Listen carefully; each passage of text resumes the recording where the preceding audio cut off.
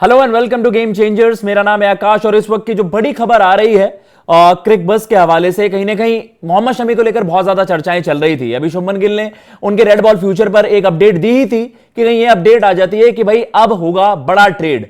अभी हमने चर्चाएं देखी हैं, संजू के अराउंड हुई हैं, जड्डू के अराउंड हुई हैं और उसमें सैम करन भी इन्वॉल्व थे। शार्दुल ठाकुर जो एक सरप्राइज मूव था कि भाई मुंबई की तरफ जा रहे होंगे।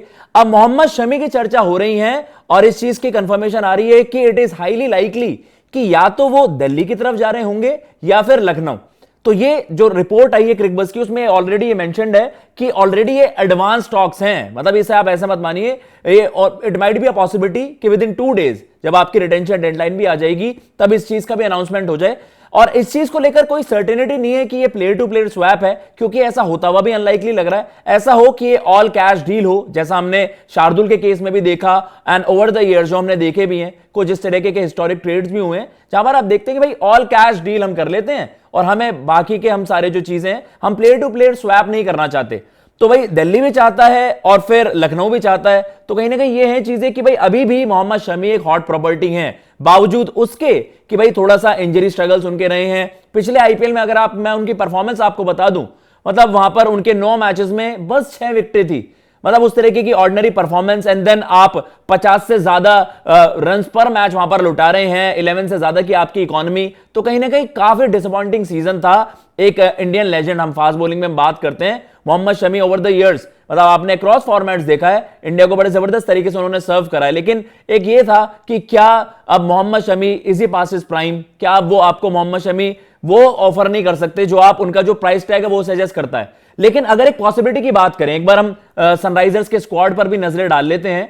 एज ऑफ नाउ जो हम देख रहे हैं, जो सिनेरियो वहां पर बनता हुआ नजर आ रहा है, मोहम्मद शमी 10 करोड़ जो उनका प्राइस टैग था सनराइजर्स में, जैसा मैंने आपको बताया जो उनकी परफॉर्मेंस थी वो शायद उस चीज को जस्टिफाई नहीं कर पाए। लेकिन अभी जो उनकी डोमेस्टिक में हमने उनकी परफॉर्मेंसेस देखी, चाहे रेड बॉल में ही क्यों ना हो, लेकिन जो आपका एक सीजन प्लेयर होता है ना, आप ये देखते हो कि भाई उसकी रिदम किस तरीके की है। क्या वो फिटनेस का मसला तो नहीं आ रहा, क्या वो आपको बोल रहे हैं ना कि पूरी तरीके से फुल थ्रॉटल आपको नजर आ रहे हैं। तो एज ऑफ नाउ शमी भाई ने वो सारे टिक बॉक्स करे हैं और इसी वजह से मे बी ये एक बड़ा इंफ्लुएंस हो कि इन 2 टीम्स ने वहां पर इंटरेस्ट जताया है कि भैया इस वक्त it is a good deal अगर हम मोहम्मद शमी को वहां पर रख पाए अपने सेटअप में। और मे बी ये ऐसा भी हो सकता है कि ये ऑल कैश डील हो और आप दूसरी टीम से कुछ और डिमांड कर रहे हो। एज ऑफ नाउ 10 करोड़ इनके हो जाते हैं और हम दिल्ली से देखें तो आपका लाइक टू लाइक बनता क्या है। अब देखिए नटराजन का भी यही है, क्योंकि नटराजन का एक हॉट प्रॉपर्टी माने जा रहे हैं, T20 स्पेशलिस्ट। और हमने देखा था किस तरीके से, मतलब आपने सनराइजर्स से उनको बॉल करते हुए देखा था कि जब उन्होंने अपना नाम बनाया। और ओवर द इयर्स हम चर्चा करते हैं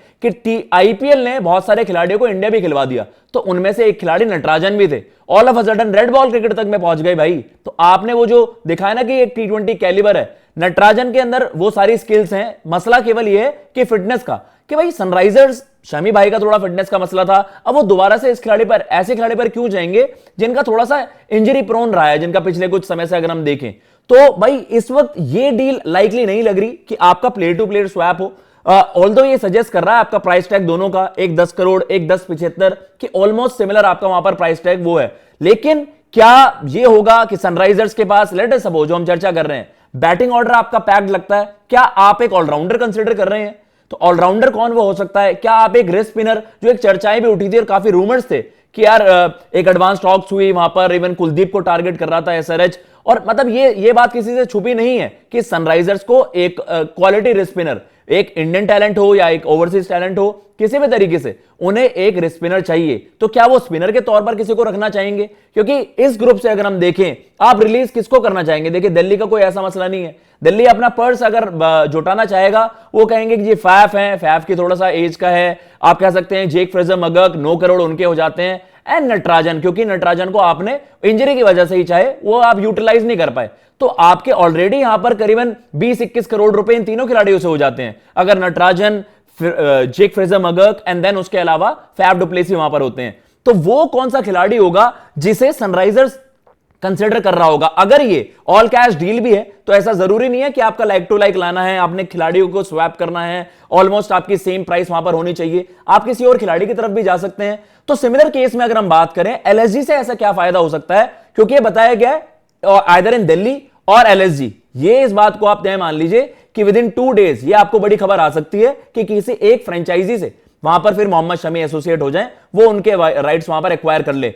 अब हम एलएसजी के एक बार स्क्वाड पर चर्चा डाल लेते हैं, किस तरीके से एलएसजी भी एज ऑफ नाउ नजर आ रहा है। अब एलएसजी किसे ऑफर कर सकता है? जो सबसे बड़ा टॉकिंग पॉइंट हो सकता है रवि बिश्नोई। ऑल्दो भाई आपको ना एक quality wrist spinner, Indian talent, और यार मतलब आपने T20 परफॉर्मेंसेज उनकी देखी है, पिछला सीजन उस तरीके का नहीं गया जो आप उस खिलाड़ी के कैलिबर के हिसाब से एक्सपेक्ट करते हैं, लेकिन still Ravi Bishnoi can be a really good pick. और जो हम बात कर रहे हैं प्राइस टैग की 10 करोड़, वहां 10.75 हमने बात करी नटराजन, एंड देन यहां पर 11 करोड़ के रवि बिश्नोई।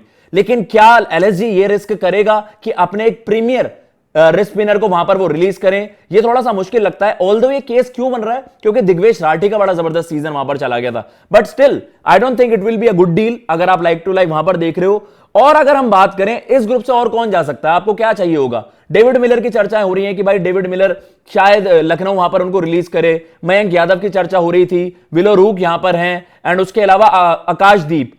तो इनमें से किसी को वो टारगेट करेंगे कि शमी भाई की जगह एक इंडियन पेसर आ जाए। तो आकाश और मयंक यादव शायद वो इस डील को लेकर ज्यादा मतलब इस इंटरेस्टेड ना हो, क्योंकि आपको कुछ ज्यादा ऑफर नहीं कर रहे वहां पर। मयंक यादव का भी इंजरी एक कंसर्न रहा है। सो ये एक बड़ी इंटरेस्टिंग चीज हो जाती है कि अगर ये लाइक टू लाइक नहीं हो रहा है तो फिर ये फ्रेंचाइजी अगर मोहम्मद शमी को अपने सेटअप में लाना चाहते हैं तो वो ऑफर क्या कर रहे होंगे? सनराइजर्स क्यों ऐसा अटेम्प्ट हो रहा है कि भैया हम ट्रेड कर रहे हैं लेकिन आप हमारी डील वहां पर पूरी करो, आप हमारी डिमांड वहां पर पूरी करो। तो ये बड़ी इंटरेस्टिंग चीज होने वाली है। सबसे इंटरेस्टिंग चीज ये भी होगी कि भैया आप 2 दिन के अंदर आपकी रिलीज लिस्ट, रिटेंशन लिस्ट वहां पर तैयार हो जाएंगी।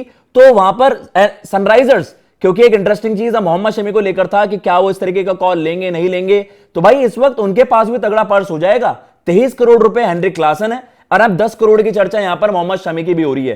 क्या ये बस आप कैश डील करने के बाद आप ये नहीं कह रहे कि नहीं हमें अभी कोई खिलाड़ी नहीं चाहिए, हम अपना पर्स इतना बड़ा कर लेंगे? 23 करोड़ क्लासन, 10 करोड़ शमी भाई, 33 करोड़ रुपए अगर आप ऑक्शन में लेकर जा रहे होगे, आप कैमरन ग्रीन को वहां पर टारगेट कर सकते हो। एंड उसके अलावा आपको जो यूटिलिटी चाहिए, आप एक क्वालिटी रिस्ट स्पिनर के साथ भी जा सकते हैं। बड़ी इंटरेस्टिंग चीज हो गई है। पर इस वक्त की सबसे बड़ी खबर, Mohammed Shami trade is on, and most likely ये खबर आपको जब रिटेंशन की वहां पर डेडलाइन खत्म हो तब तक आते आते आईपीएल में भी इस चीज को ऑफिशियली अनाउंस कर दे कि या तो दिल्ली या फिर लखनऊ, किसी एक टीम में वो वहां पर जा रहे होंगे। फिलहाल मैं लेता हूं इजाजत। जय हिंद, जय भारत।